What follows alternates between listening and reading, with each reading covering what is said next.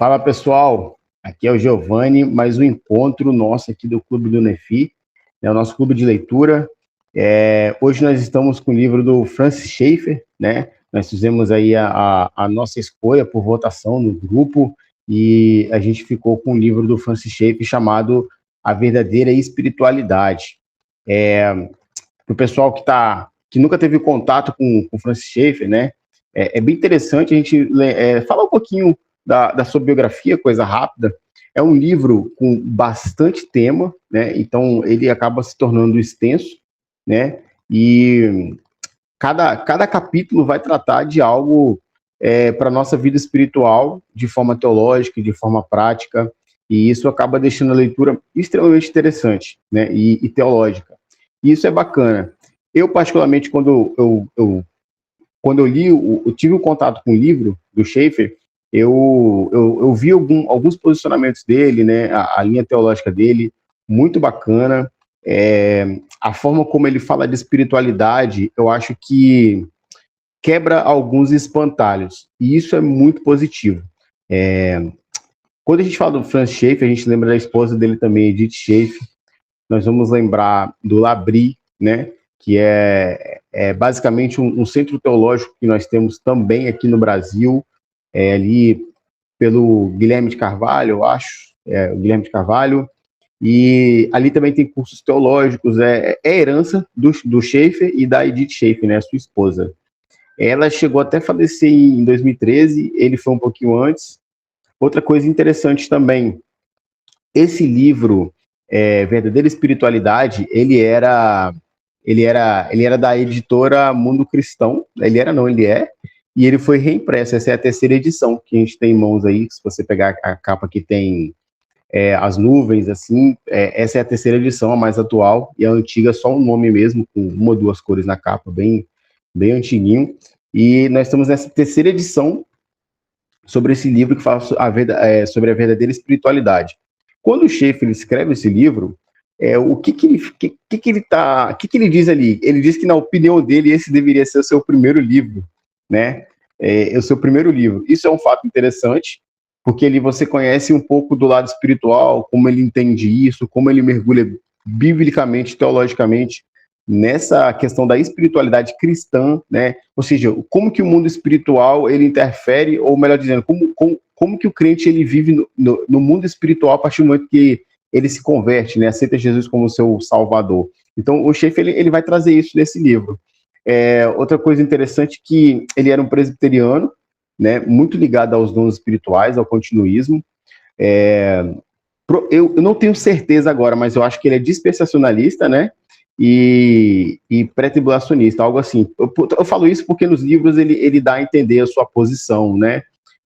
Então, talvez você lendo, você vai encontrar um pouco dessas posições. Isso é interessante para saber um pouco do autor. Agora, se a gente for entrar no livro, eu vou introduzir algumas coisas e algumas anotações que eu fiz do livro, assim, para vocês entenderem como que esse livro ele vai te impactar. Ou, quando você já lê alguns capítulos, ou se você já lê o livro, ao assistir esse vídeo, você vai entender um pouquinho, né, da nossa interpretação com relação a esse livro.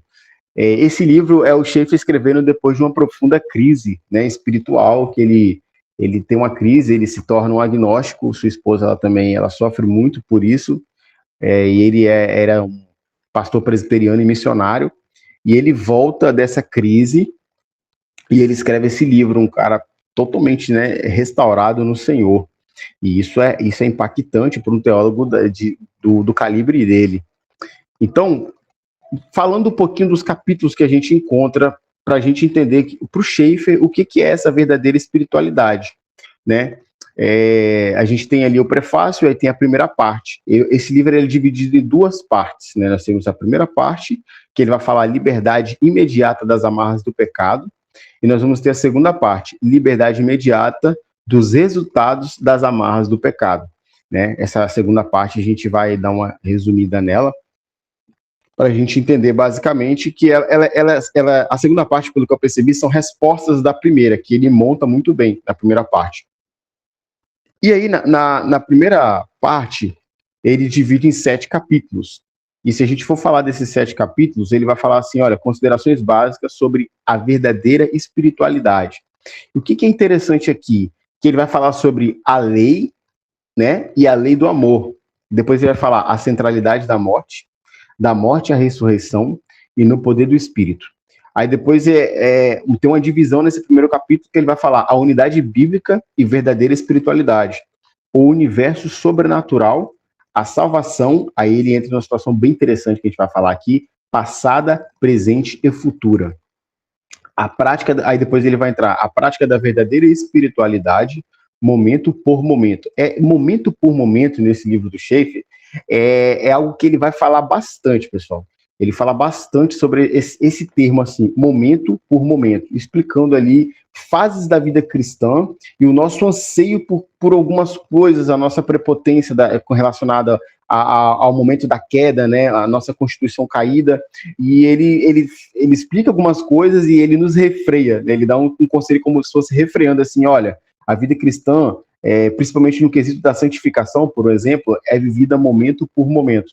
Então, eu acho bem interessante, é como se ele estivesse dialogando com você, mas de uma forma bem teológica, bem legal. Aí ele entra, né, em um assunto chamado a esposa frutífera, a esposa frutífera, que ele está basicamente falando que nós somos, né, a noiva de Cristo ali, né, se preparando para o casamento. Então, você vê como o Schaeffer, ele vem desenvolvendo o que é uma vida espiritual, né, em um crente. O prefácio é basicamente isso, sabe? Ele dizendo que esse livro deveria ser o primeiro, ele conta das suas experiências, que ele fala que ele examina a Bíblia na realidade, como se fosse assim, ele precisou examinar a Bíblia na realidade de um verdadeiro cristão. Então sai essa verdadeira espiritualidade. E outros detalhes da sua vida pessoal. Agora, eu vou entrar em algumas introduções aqui que ele fala, desenvolvendo a teologia dele, e você vai entender um pouco o pensamento do Schaeffer ali. Por exemplo, quando ele entra aí, a lei e a lei do amor, né? Vou ler só 2 primeiras linhas para a gente introduzir os comentários. Ele fala assim, a questão diante de nós é saber o que realmente é a vida cristã, a verdadeira espiritualidade e como ela pode ser vivida no contexto do século XXI. Quando ele fala no contexto do século XXI, ele está usando ali, pelo que eu percebo, uma característica que ele tem de ser um grande apologeta, né? O Francis Schaeffer, quando eu pesquisei sobre a vida dele, eu percebi que ele é um grande apologeta. As pessoas falam que ele tem esse posicionamento de ser apologeta, de defender a verdadeira fé. Quando ele se relaciona com o século XXI, para quem está ligado na história da teologia, obviamente ele está batendo de frente ali, ele está rebatendo algumas coisas que surgiram, né, no momento do século XX, que foi questões da teologia liberal, como diminuir ou até mesmo tentar anular a questão espiritual com relação à identidade de Cristo, né, Cristo como Deus, né, então por aí se vai. E ele fala uma coisa assim, interessante, que o mundo em que nós vivemos, ele é um mundo que ele trabalha muito em cima de algo chamado culpa, e porque isso é consequência da queda, né? Então ele fala que nós precisamos biblicamente ter uma base, né? E essa base ela vai nos ajudar a não cairmos em erros ou até mesmo apostatar da fé. É basicamente isso que ele está falando, ou seja, a modernidade que esse mundo traz, as filosofias, né? Ele critica várias questões científicas do mundo moderno e fala que isso o cristão precisa ter uma base para lidar com todas essas informações. Senão, ele vai acabar se desviando. Então, ele faz algumas críticas, né? Até mesmo o Kierkegaard entra na crítica dele, né? Só que o Schaeffer, às vezes, ele fala algumas coisas que você tem que entender como que ele está criticando. Porque, por exemplo, eu percebi uma coisa que quando ele critica o Kierkegaard, quem defende o Kierkegaard já acha que a crítica dele é equivocada. Então, assim, mas é interessante. É interessante. Por quê? Porque a gente tem que focar no fato dele estar falando da verdadeira espiritualidade, como ele vê alguns riscos da época do século XX e como isso está desaguando no século XXI, né? Ali na perspectiva dele. Ele fala assim, Assim como a única base para a remoção da nossa culpa é a obra concluída de Cristo sobre a cruz, na história, sem acréscimo nenhum, assim o único instrumento para aceitar essa obra consumada de Cristo na cruz é a fé. Então ele fala que um dos instrumentos que nos dá base, está fazendo uma comparação, né? Que em Cristo a base é a cruz, nós temos que ter uma base, que é a fé. Então ele fala que a fé é um elemento muito importante para uma verdadeira espiritualidade. Então você vê que o Schaeffer ele vai falando, ele vai escalando, né, as suas opiniões. Ele fala o seguinte: depois que você aceita Jesus também, você vai nascer de novo, né? Então você nasce, você se torna espiritualmente uma nova criatura, né? Ele fala assim, ó, o importante depois de ter nascido espiritualmente é viver. Há o novo nascimento, então há a vida cristã para ser vivida. E aí que eu acho interessante que, além dele estar falando de novo nascimento, ele fala como esse nascimento deve acontecer. Ou seja, como a vida cristã tem que ser vivida. Ou seja, se você nasce de novo, você tem uma vida. Bacana, né? E aí ele vai escalando os argumentos. Ela tem que ser vivida, mas ela tem que ser vivida da forma correta. Se eu for usar as minhas palavras para falar o que o Schaeffer está falando, é como se ele dissesse assim, olha, a partir do momento que você se torna uma nova criatura, você tem que entender que a história de Cristo, que morreu na cruz do Calvário e ressuscitou, ela é uma história real. Ou seja, na história do mundo, existe um fato histórico chamado morte e ressurreição do Filho de Deus. E isso é real. Não é uma história mitológica. Ele tá, como eu falei, ele tá rebatendo algumas questões, né? Ele tá fazendo uma apologia. Aí fala, então, se você aceita Cristo como seu Salvador, você morre para o pecado e vive para Cristo, existe essa história, ela está te afetando e agora você vai construir uma nova história. Ou seja, você não vai se anular do mundo e só viver, né? Talvez ali dentro de uma filosofia oriental, em estilo budista, se anulando da vida material. Não, você vai ter que viver neste mundo com uma cidadania nova, né? Para que o mundo veja que você agora é uma nova criatura. É basicamente isso, ou seja, ele está falando assim, sigamos nossa vida, né? Mas vivendo espiritualmente vivos. Então, isso é uma verdadeira espiritualidade, ou seja, a sua conduta, o que Cristo faz em você, vai fazer com que você se transforme, né, em uma nova criatura com uma verdadeira espiritualidade. Aí tem uma parte que eu grifei para fechar esse raciocínio, que ele fala assim: a verdadeira vida cristã, a verdadeira espiritualidade, não é mera questão de um negativo não fazer de qualquer lista pequena de coisas.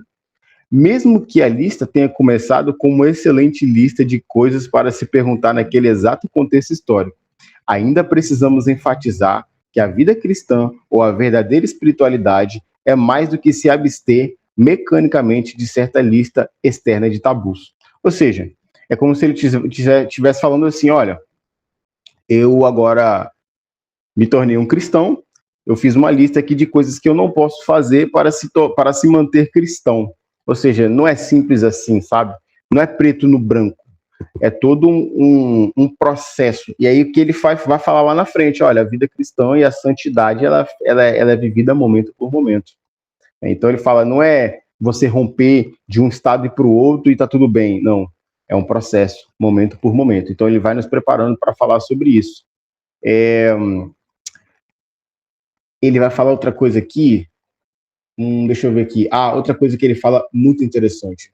Ele fala assim, a partir do momento que a gente se converte a Cristo, não quer dizer que nós não vamos mais sentir os impulsos do pecado, né? Aí ele dá um exemplo, olha, se você se converteu, não quer dizer que agora você não vai sentir mais impulsos de cobiça, impulsos imorais, não. Mas a forma como você se comporta relacionada ao pecado vai definir a sua verdadeira espiritualidade. Então, e aí outra coisa interessante, pessoal, para você entender esse livro de uma forma bem saudável, você fazer uma leitura fluida, sem se questionar tanto com alguns argumentos dele, uma dica que eu dou pode ler Romanos de 1 a 8. É basicamente basicamente o tripé desse livro, na minha opinião.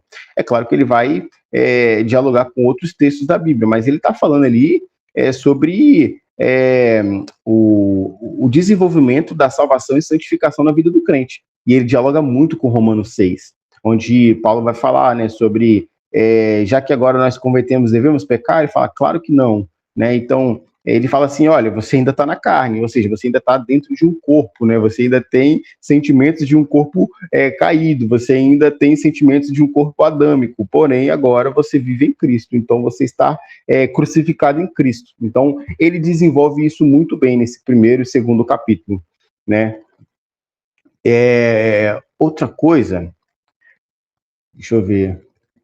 Ah, tá. Outra coisa que ele fala assim, é como se ele falasse assim, a forma de você viver uma verdadeira espiritualidade é se submetendo a Deus, né? A partir do momento que você consegue se submeter a Deus, você vai entender o que é viver uma verdadeira espiritualidade. Aí, como que é o desenvolvimento desse se submeter a Deus?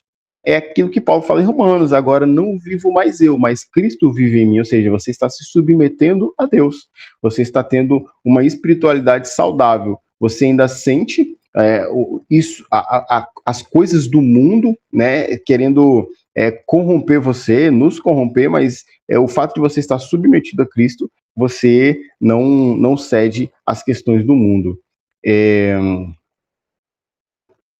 Vou ler outro trecho dele aqui, que é bem interessante, que ele fala assim, ó. Ele fala aqui, ó, quando nós somos chamados, né, para o propósito do Senhor, não é uma espécie de mágica, né? O Deus infinito e pessoal promete que tudo funcione junto para o bem do cristão. Aí ele fala, aqui eu aprendo que, se sou cristão verdadeiro, aí ele bota entre aspas, todas as coisas cooperam para o meu bem. Não serão todas as coisas, com exceção do sofrimento. Não serão todas as coisas, exceto a batalha. Nós colocamos as palavras, todas as coisas, de Romanos 8:28, rodeado de todas as coisas. Prestamos honra a Deus e ao trabalho acabado de Cristo. Repito, prestamos honra a Deus e ao trabalho acabado de Cristo quando lançamos esse círculo em volta do todo. Ou seja, todas as coisas cooperam juntas para o bem, no caso daqueles que amam a Deus, aqueles que são chamados segundo o seu propósito.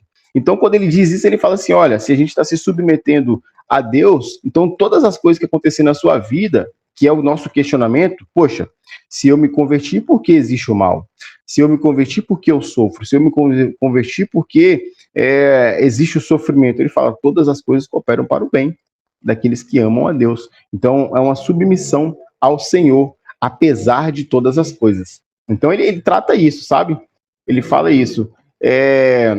E quando chega o sofrimento, nós temos uma coisa chamada ansiedade. E o Schaeffer fala bastante também sobre psicologia nesse livro dele, né?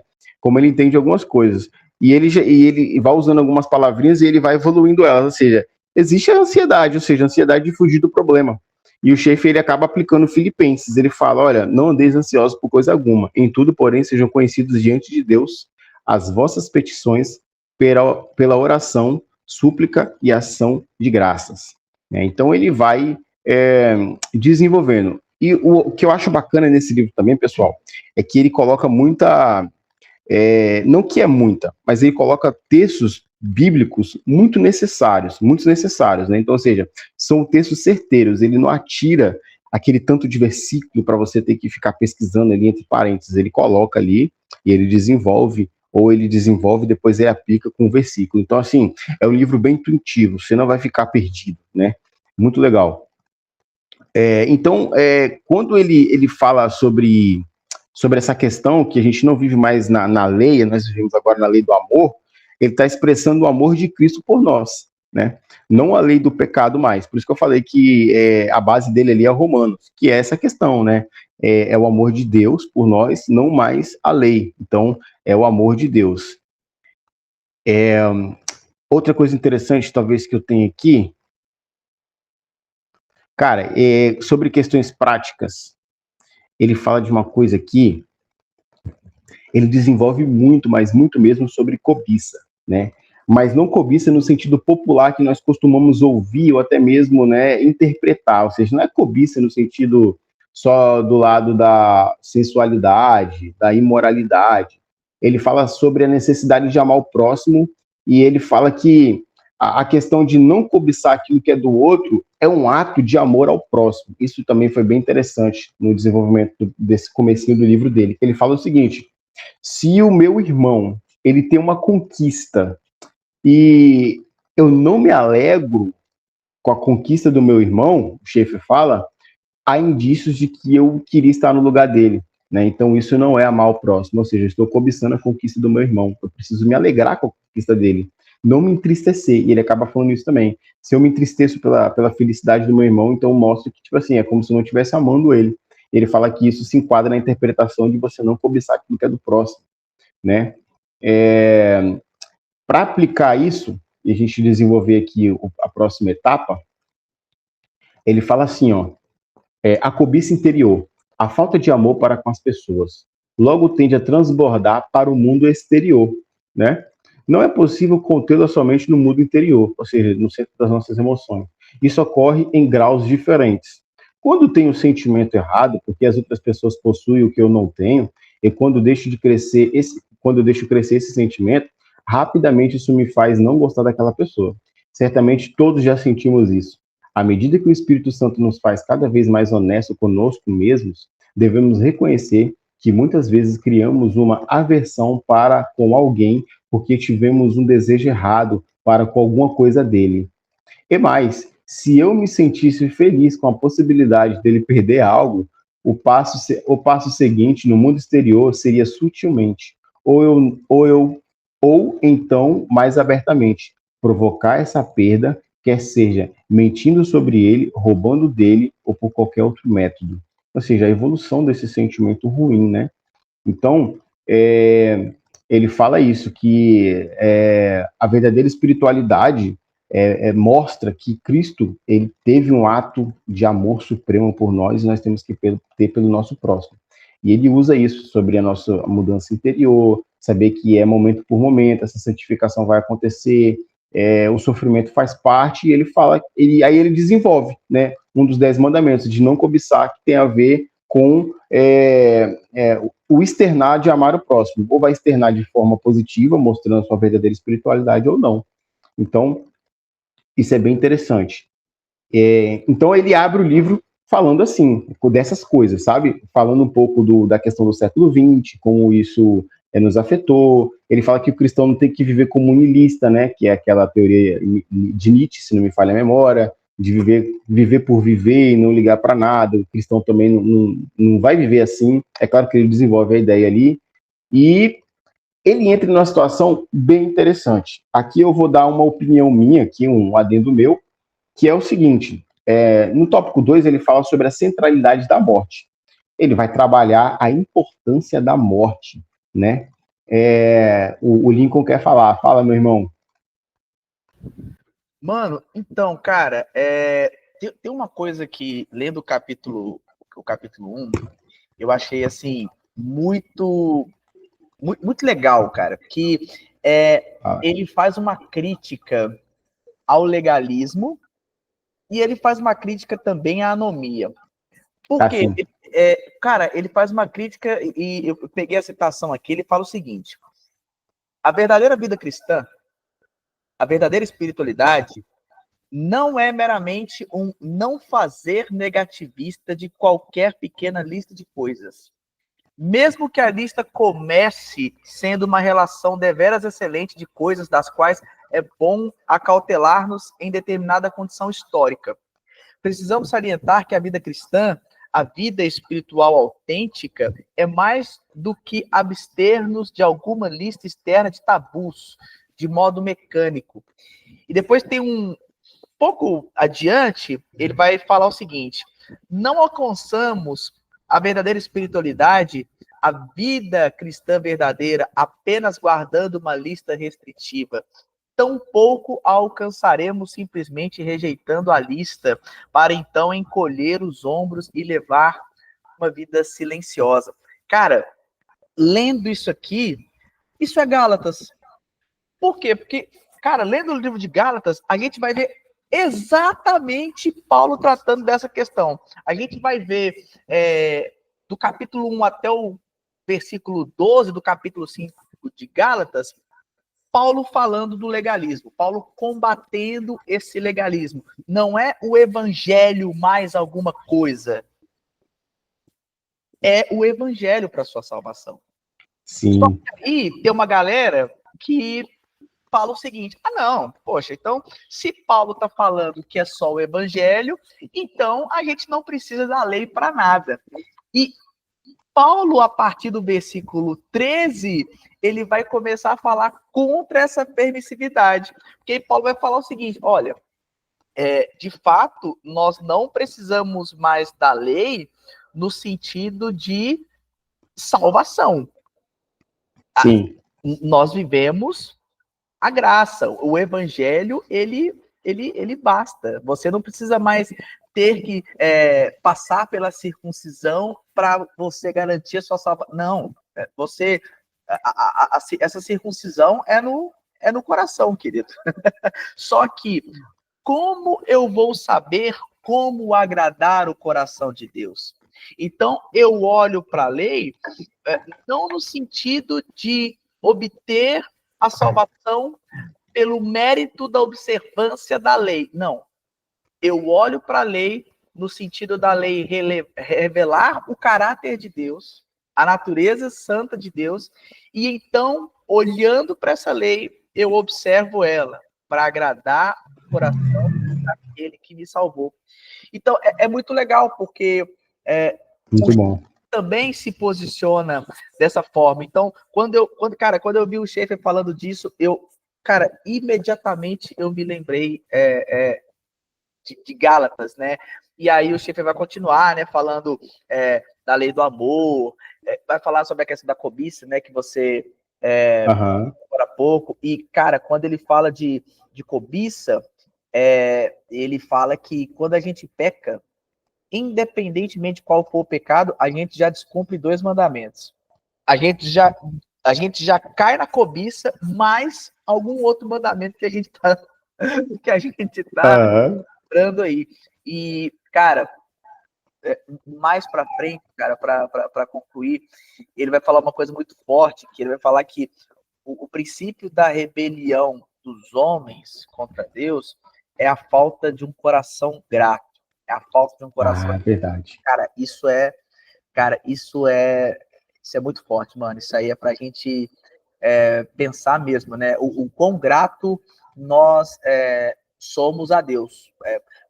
Por Ele nos amar, por manifestar esse amor por meio de Jesus, né? E aí já vem João na cabeça também, sabe? Evangelho, a primeira epístola, cara. Enfim, cara, Schaeffer é genial, cara, é fantástico. Sim, bacana. Muito bom, cara. É isso que eu fico achando interessantíssimo, né? Quando o Lincoln fala, os insights que dá com o evangelho, que ele vai falando e vai dando esses insights.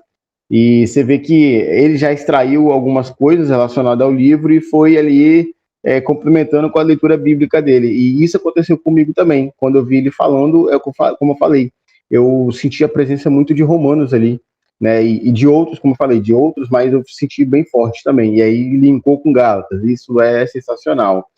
E continuando aqui, e quem quiser falar, pessoal, levanta a mão, né, e a gente vai trocando ideia também, é o seguinte, tem o capítulo 2 que ele fala a centralidade da morte, né, ou seja, é como se ele estivesse falando a necessidade da morte, né, primeiramente em Cristo, né, e através da morte de Cristo ele vence, né, Satanás, e a metáfora de nós morremos para o mundo e viver para Deus, e ele vai desenvolvendo e ele dialoga muito com Gálatas e Romanos também, né, para você ver como que ficou bacana o diálogo. Quando ele fala isso, eu sinto, cara, ele dialogando muito com teólogos como o Albert Schweitzer, né, que fala muito sobre a questão da morte, ele falando muito de misticismo, e a gente às vezes tem uma crítica assim, mas poxa, os místicos estão errados, eles são extremistas. E aí, se você for olhar teologicamente, até mesmo vendo o Schaeffer explicando de uma forma tão simples pra gente, esse termo místico, ou misticismo, não é um termo para religioso, não, é um termo técnico muito importante, né? Infelizmente estão usando ele de forma errada. Mas se a gente for se atentar ao capítulo 2 que o Schaeffer está falando aqui, o que é a questão do místico na vida do crente? É uma união entre o crente e o próprio Cristo, né? É algo que transcende o mundo natural, né? Nos faz viver de verdade, né? Através da morte de Cristo. Então, isso não é algo como uma espiritualidade exagerada, cheia de emoção, né? Como algumas pessoas criticam, chamando as pessoas de místicas, mas o místico ligado à luz da Bíblia, e como o Schaeffer nos explica aqui, que a gente vai ler um pouquinho, falar um pouquinho, é isso, a união do crente em Cristo, onde ele recebe paz, salvação, restauração e etc. Né? E aí, ele fala assim, ó, sobre considerações a ser resumidas em... ele vai usar 4 textos bíblicos, Romanos 6,4, Romanos 6,6. Fomos sepultados com ele na morte pelo batismo. Depois, Romanos 6,6. Sabendo isto, que foi crucificado com ele o nosso velho homem. Gálatas 2,19. Estou crucificado com Cristo. Paulo falando. Gálatas 6,14. Longe esteja de mim gloriar-me, senão na cruz do nosso Senhor Jesus Cristo, pela qual o mundo está crucificado para mim e eu para o mundo. Aí ele fala, nessas afirmações descobrimos que, como cristãos, aos olhos de Deus, já morremos com Cristo, quando nós o aceitamos como Salvador. Mas é muito mais que isto. Está evidente que a exigência de que, na prática, devemos morrer diariamente. Esse é o aspecto negativo que mencionamos no capítulo 1 e que agora passaremos a discutir. Então ele vai, como eu falei, ele vai desenvolvendo, né, essa questão. E ele traz algumas palavras de Paulo relacionadas à morte, à crucificação, e nós também temos que morrer diariamente. Então ele traz sempre esses insights. Relembrando algumas coisas aqui, ó. Vemos também que a Bíblia nos diz que devemos amar as pessoas, não só de forma romântica ou no sentido idealizado, mas o bastante para não invejá-las. Seria falso deixar de apontar que a palavra amar nem teria sentido, seria puramente romântica, puramente utópica, no mau sentido, a não ser que ela também compreendesse um aspecto negativo muito forte. Se a gente for explicar o que ele está falando aqui, ele está falando assim, olha, às vezes a gente idealiza amar o próximo. Amar o próximo, às vezes, de uma forma idealizada, utópica, ou seja, na nossa mente ali, o que a gente idealizou sobre amar o próximo é perfeitinho, né? Só que a gente sabe que amar o próximo envolve muitas renúncias, muitas mortes do nosso eu, e isso é o que Cristo deseja, essa realidade. Então, isso envolve a morte do nosso eu, a gente ser crucificado com Cristo, né? E o mundo ser crucificado para nós e nós em Cristo, né? É muito interessante isso. Ele entra agora um pouquinho na questão da queda, foi até os insights que o Lincoln nos ajudou dando aí, ó. Ele fala, foi esse o ponto crucial da queda, quando Satanás disse a Eva, é certo que não morrereis, sereis como Deus. Ou seja, se o cerne da mensagem cristã, né, basicamente um dos aspectos centrais é a morte, é uma importância, né? Jesus morreu, venceu a morte e ressuscitou, agora nós morremos para o mundo e vivemos para Cristo, ou seja, a morte está muito presente, né? Muito presente. E aí, o que Satanás fala para Eva? Certamente você não vai morrer. Ou seja, é lógico que, olhando hoje a interpretação, nós descobrimos à luz da Bíblia como que essa interpretação, né, ela nos serve para hoje, né? E não é isso que o mundo oferece às vezes, que você não vai passar por sofrimento, que você não vai passar pela certo tipo de morte, né? A morte talvez do seu ego não precisa acontecer. O que o mundo prega é um triunfo, só que o evangelho prega diferente. Ele prega sim que nós temos que morrer para o eu, para o mundo e viver para Cristo.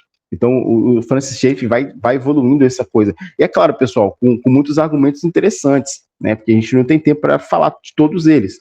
Eu estou fazendo um resumão que, quando você se deparar com esse capítulo, vai ser muito legal para você.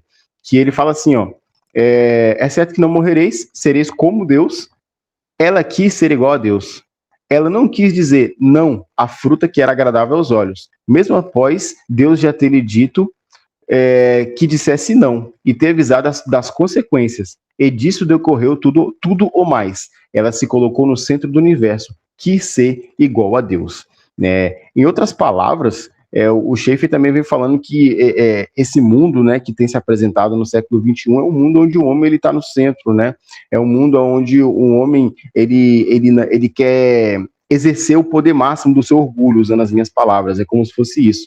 E é por isso que ele vem trazendo essa questão do homem morrer para si mesmo e viver para Cristo.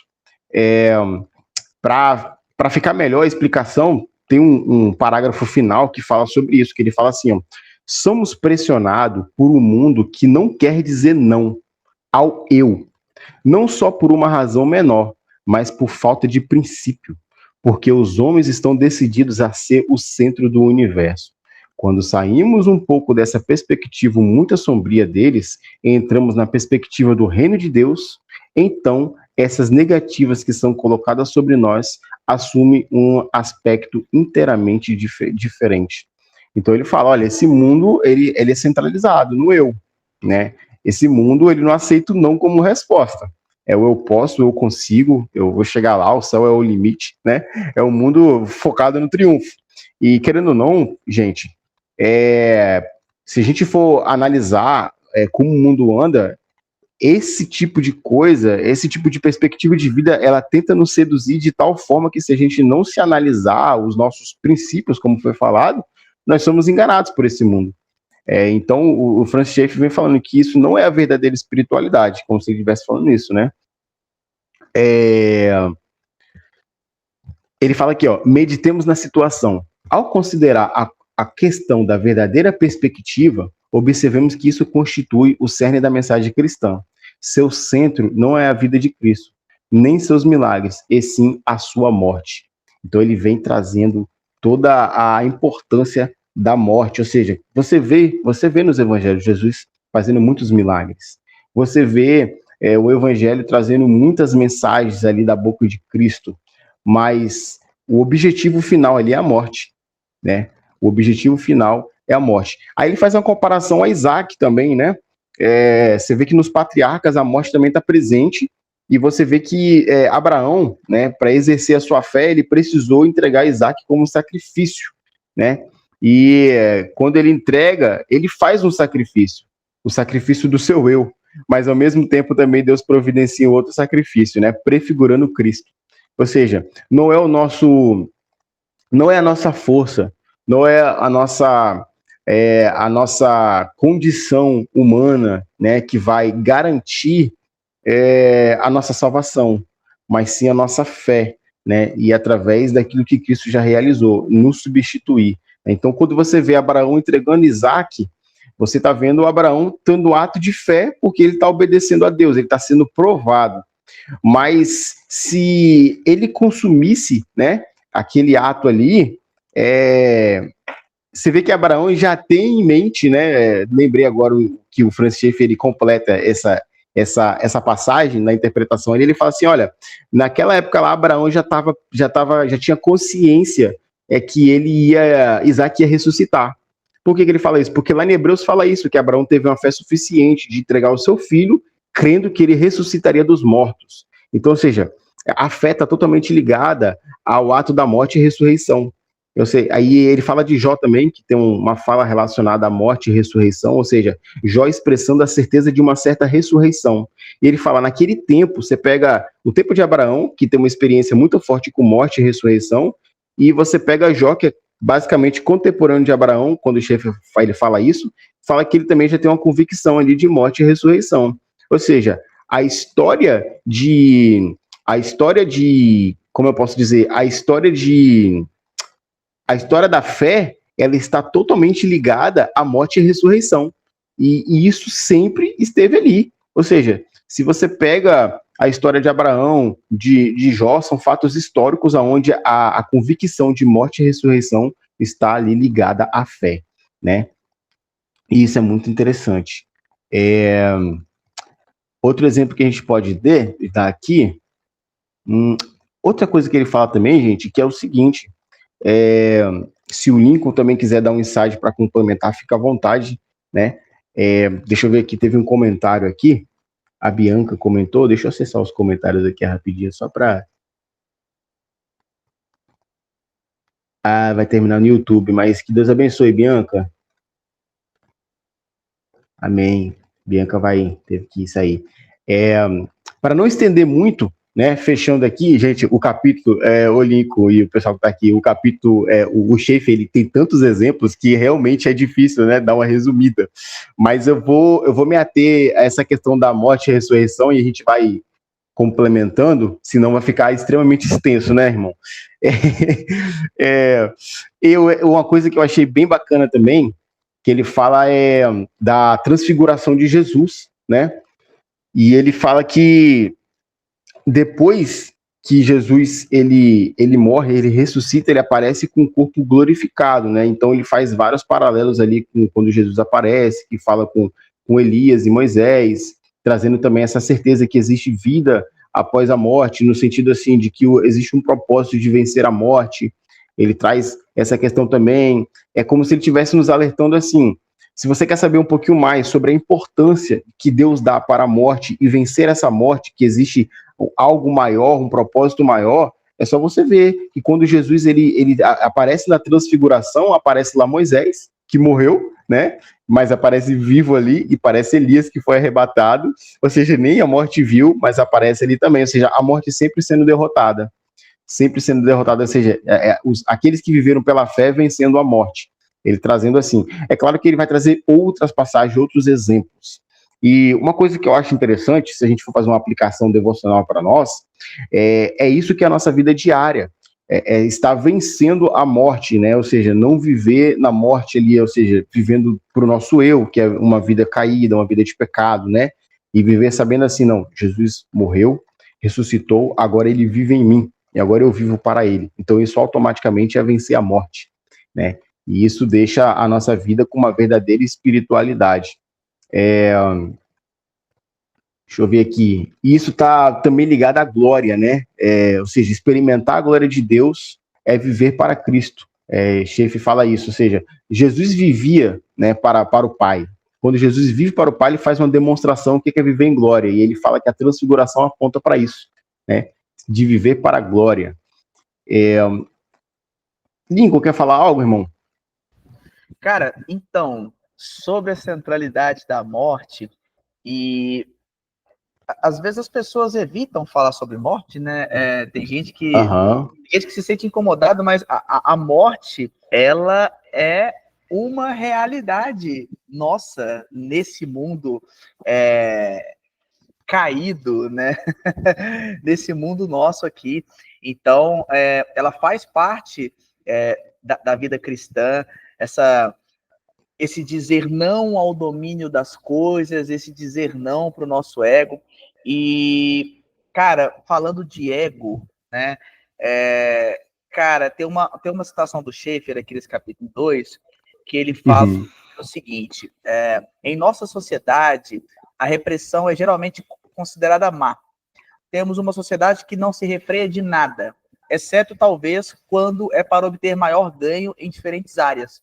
Todo conceito de um redondo não é evitado tanto quanto possível. Cara, essa citação do Schaeffer, ela me faz lembrar essa era do self que a gente vive atualmente, porque essa era do self, ela é exatamente isso, ela maximiza a vontade individual, ela maximiza a liberdade do sujeito à enésima potência e não se aceita qualquer limitação ou qualquer ameaça de limitação a essa liberdade. É o próprio sujeito que se define, que cria o seu próprio conceito, que interage com a realidade, que atribui sentido e significado às coisas. Então, cara, me ligou muito a essa questão do self, né? Inclusive, tem um livro do Carl Trueman, lançado pela Cultura Cristã, falando sobre esse tema, um livro bem legal. Sim. Cara, sobre a morte, o Schaeffer vai citar, além dos exemplos, né, que o Giovanni citou agora há pouco, ele vai citar o exemplo de Jesus lá em Lucas 22-24, que ele vai falar que a ordem da vida cristã genuína é rejeição, morte e ressurreição. Que lá em Lucas, Jesus vai falar, né?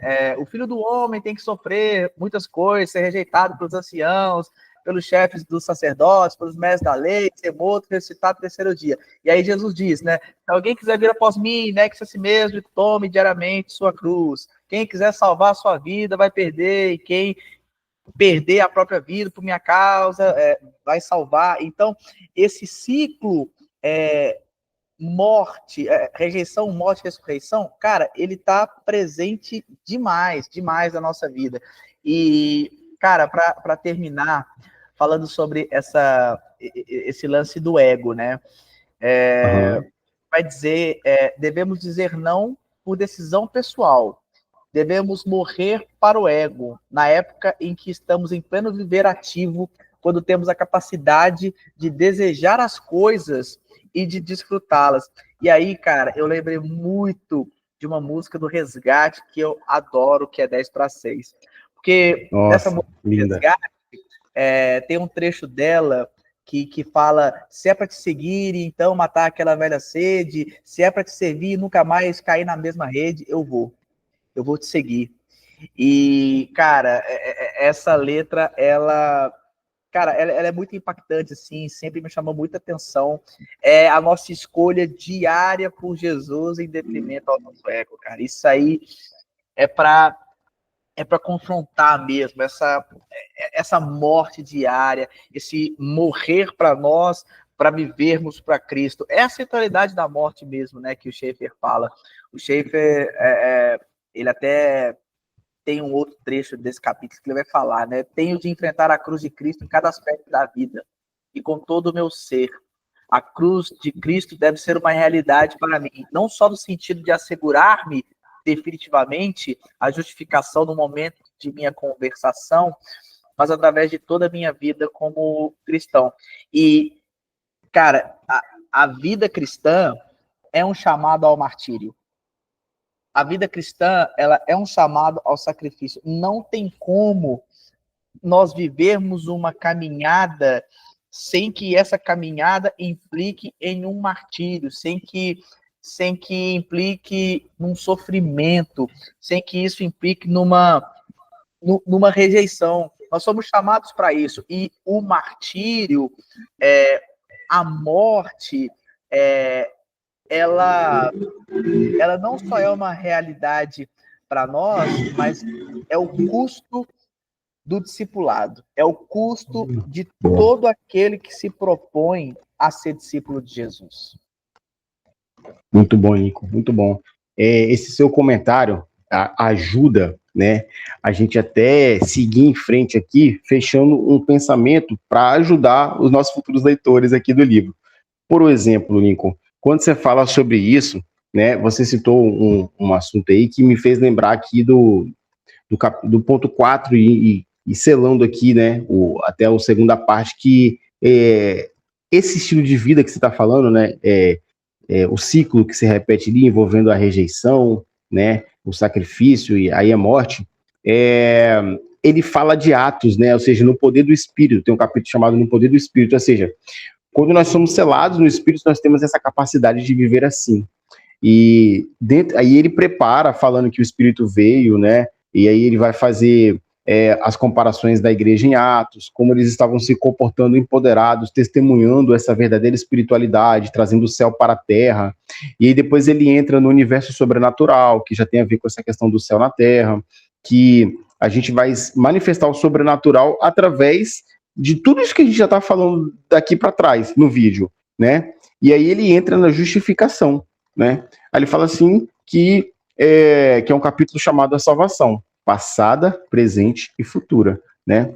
No passado o Senhor operou para nos salvar, no presente nós vamos frutificar, né? E aí ele dialoga um pouquinho também com Gálatas, falando dos frutos do Espírito, né? Que o Espírito ele trabalha fazendo que nós vimos dar frutos, né? Ele faz um pouquinho de apologética nisso. Vou ler só um trechinho para endossar, a gente caminhar para as conclusões e talvez o Lincoln falar mais um pouquinho, os insights que ele pode ter para a gente. Que fala assim, pregar o evangelho sem o Espírito Santo é deixar de perceber o essencial da ordem de Jesus Cristo para a nossa época. Na área de atividades cristãs ou serviço cristão, como nós estamos fazendo pelo menos, tão importante quanto ao que estamos fazendo. Ou seja, como a gente faz o serviço cristão ou as atividades cristãs é tão importante o quanto a gente faz. Então, ou seja, não adianta fazer muito né, que o Schaeffer está falando, não adianta fazer muito desprovido de uma capacidade, né, do Espírito, desprovido de atos do Espírito em nós. Né? Então, a quantidade da fala, olha, é importante sim, a gente olha para isso, mas como a gente está fazendo? Ou seja, tem que ser provido do Espírito Santo, uma capacidade. Né? Então, é bem legal, ele desenvolve isso, e depois ele fala muito sobre a fé em cima disso, né? Alguns assuntos começa a repetir, mas ele vai aperfeiçoando esses assuntos para a gente, vai massificando. Como, por exemplo, Paulo fala que nós temos que viver de fé em fé, né? Repetindo ali Abacuque, ou seja, fé em fé. Aí ele fala também, momento por momento, ou seja, o ciclo vai se repetindo e a sua fé vai sendo exercida, né? O Espírito Santo vai estando presente e você vai tendo ali uma verdadeira espiritualidade, dando frutos do Espírito. Então, ele trabalha muito bem isso. Depois, ele está preparando o caminho para dizer algumas coisas. Por exemplo, a salvação passada, presente e futura, ele fala sobre isso, que nós somos justificados e trabalha em cima de tudo disso aí, a gente entra na santificação, vivemos de fé em fé, momento por momento, fala sobre essa questão de a gente sair do controle, não se perder dentro da ansiedade, confiar no Senhor, sempre endossando tudo que a gente já falou, e ele fala que nós somos como uma esposa frutífera, que é aquilo que a gente já meio que introduziu, que nós a partir do momento que nós temos a salvação e temos o Espírito Santo, nós vamos frutificar, como noivas do Senhor, preparados, né? Vamos frutificar, vamos dar frutos, né? E ele fala sobre, no finalzinho, ele fala sobre essa questão da consciência, né? Ele fala, olha, vou usar minhas palavras aqui, ele fala assim, eu não estou negando que todo mundo nesse mundo tem problemas emocionais ou psicológicos, todos nós em algum grau temos algum tipo de problema, mas ele fala que a queda trouxe essa consequência para a humanidade, em graus diferentes em muitas pessoas, e às vezes é resultado do pecado, às vezes é resultado da queda. Mas ele fala que o importante é que a obra de Cristo em nós também pode resolver esse problema. Eu acho bem bacana. Aí ele vai entrar em um diálogo, né, totalmente, né, como eu posso falar, mais aprofundado com relação a essa era de entendimentos psicológicos, né, de ciência cognitiva. Ele entra um pouquinho, mas não deixando de trazer conceitos espirituais, né, sobre a consciência. Mas o que ele quer dizer ali é que nós, né, trazendo para a nossa vida prática, nós temos que entender que nós temos uma consciência livre, nós não estamos mais cativos do pecado, uma consciência derrotada, caída do Éden, nós temos agora uma consciência livre. Então ele vai trazer textos como Romanos 12, né, uma transformação ali, uma mente saudável, e aí ele dialoga um pouquinho, né? Como ele é um missionário e apologeta, obviamente ele vai dialogar com as ciências, né, da cosmovisão. Mas, cara, muito interessante, pessoal, se vocês puderem ler, leiam, assistam o vídeo para aperfeiçoar a leitura de vocês lerem de uma forma mais saudável. O Caminho das Pedras, né, foi dado aqui, é um livro que, assim, a gente não falou nem um terço, né, Nico, de tudo que ele apresenta, né, cara? Cara, esse livro tem muita coisa para falar dessa obra do Schaeffer. Essa reunião, esse encontro de hoje é um gostinho para você que ainda não conhece o Schaeffer e essa obra, Verdadeira Espiritualidade. Vale muito a pena você adquirir, vale muito a pena você ler. Cara, tem muita coisa, cara, é muito interessante. Esse lance do Schaeffer, quando ele fala sobre a importância do espírito, né? Cara, isso é muito legal e me fez lembrar de um outro autor, que é o A.W. Tozer. E o Tozer, ele tem um livro, cara, chamado Vivificados no Espírito. E, cara, quando o Tozer escreve esse livro, cara, acho que foi década de 60. E na época, o Tozer, ele já advertia a igreja, na época, acerca de uma cultura de cristãos que tentam fazer a obra de Deus sem o poder do Espírito. Nossa. O que o Tozer, ele vai explicar que nós reconhecemos o Espírito Santo nos nossos credos, nós ouvimos falar do Espírito Santo nas pregações, só que a gente reconhece o Espírito Santo externamente, mas muitas pessoas não reconhecem o Espírito Santo internamente, na nossa vida, na nossa obra. Então, o Tozer ele já fazia essa advertência à igreja na década de 60, quando ele escreveu esse livro, Vivificados no Espírito, salvo engano. E o Schaeffer volta a isso também. Sem o Espírito Santo, gente, nós não podemos fazer absolutamente nada, porque é o poder do Espírito Santo que autentica a mensagem. O poder do Espírito Santo, ele sela a mensagem do evangelho que é pregada. É por isso que Paulo fala que as palavras dele não consistem em palavras de sabedoria, mas elas consistem de manifestação do poder. Esse poder é o poder do Espírito Santo. Então, Exatamente. como nós precisamos do Espírito Santo, gente. Sem o Espírito, nós não, cara, a gente não pode fazer nada, meu irmão. Essa que é a verdade. Exatamente, Nico. Você falou da W12 aí à frente do tempo, né? À frentíssimo do tempo. E aí você vê o chefe mais na linha do tempo ali, mais perto da gente e também endossando o que estava sendo falado. E só tecendo mais elogios ao livro para a gente entrar nas conclusões, a gente tem essa base, né, espiritual. Cara, eu particularmente, eu vi esse primeiro capítulo, essa primeira parte, como se fosse tipo um discipulado, cara, ele explicando, né, e depois ele vem aplicando assim de uma forma mais prática, falando, né, sobre esse pensamento moderno, como que a nossa mente tem sido atacada e a transformação do evangelho nisso. Então é um livro realmente que faz jus ao tema, né, a verdadeira espiritualidade, né, verdadeira mesmo, uma que começa pela mente, pelo interior, e ela vem nos aperfeiçoando, né, de dentro para fora. É o resumo que eu poderia dizer agora sobre isso, né? Eu fico até aqui, Lincoln, vamos finalizar aí palavras finais. As minhas palavras finais para mim é isso, é um livro que faz jus ao tema e realmente muito detalhado. Ele é um livro, assim, de menos de 200 páginas, mas parece que ele tem umas 300, porque é tanto tema que ele vem abordando que realmente é um livro bacana. Pode ficar à vontade aí, Lincoln, se você quiser finalizar. Gente, verdadeira espiritualidade, Francis Schaeffer, adquira esse livro, adquira essa obra belíssima, vai edificar, assim, demais a sua vida, e é um daqueles clássicos da literatura cristã que você não pode deixar de ler, tá bom?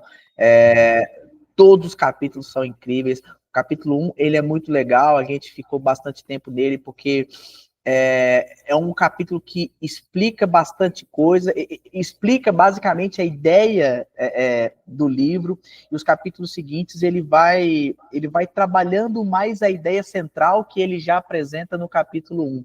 Então, é uma obra que vale a pena você ler com calma, com bastante tempo para você refletir nas palavras do Schaeffer ali, né? Então, gente, o Schaeffer é um autor fantástico, tá? Leiam e depois deixa aqui nos comentários do vídeo aqui no YouTube ou então lá no Instagram, nossa postagem sobre esse livro. Tá bom, galera?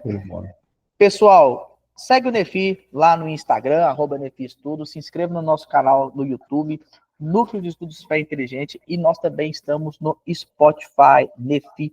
Fique por dentro aí da nossa agenda. Se você está assistindo esse nosso encontro de hoje e você quer fazer parte do grupo de WhatsApp do Clube de Leitura do Nefi, é só você clicar no link que está na bio do nosso Instagram para você fazer parte do nosso grupo de WhatsApp. Lembrando que o grupo de WhatsApp do Clube de Leitura é diferente do grupo de WhatsApp dos participantes do Nefi, tá bom? Então nós temos 2 grupos de WhatsApp.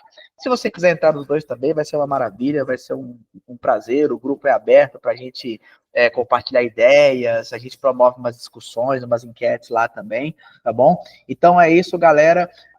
Amanhã tem enquete rolando no nosso grupo de WhatsApp do Clube de Leitura para a escolha do próximo livro, tá bom? Então nós vamos abrir essa enquete amanhã e ela vai até domingo para que a galera lá do grupo de WhatsApp escolha qual a próxima obra que nós vamos ler em conjunto e discutirmos aqui no Nefi.